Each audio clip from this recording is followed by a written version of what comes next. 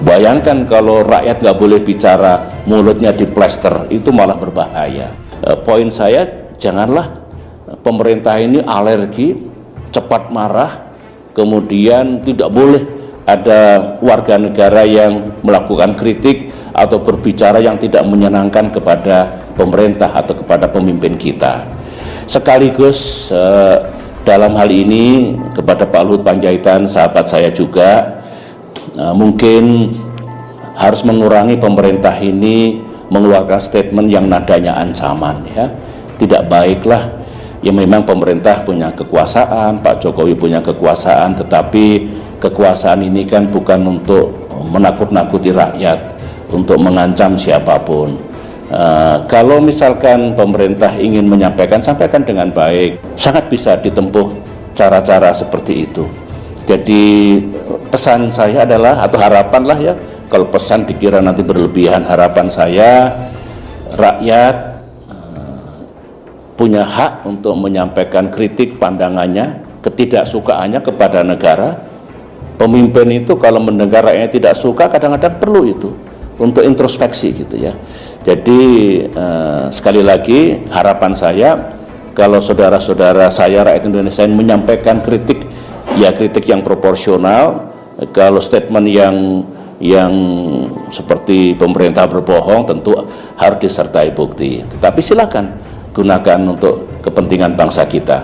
Nah, harapan saya untuk pemerintah, ya tidak perlu arogans, ya tidak perlu saya punya kekuasaan, awas saya lakukan sesuatu nanti.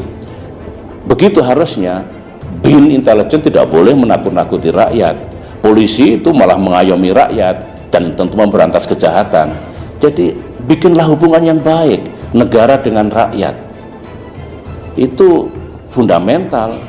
Konstitusi kita sebetulnya oleh para pendiri republik diniatkan dulu tidak boleh menjadi negara kekuasaan, tapi juga tidak boleh rakyat itu di dalam menggunakan kebebasannya absolut.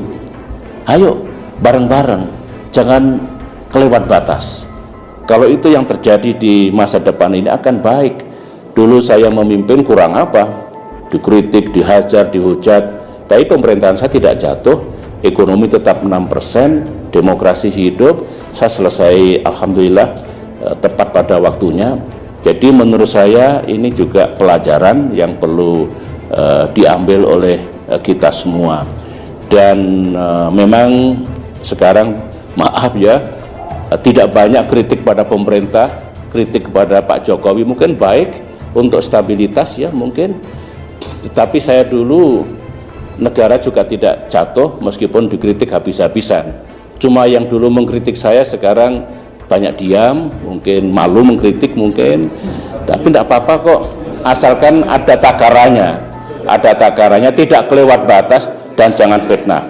Tidak boleh menfitnah presiden, tidak boleh.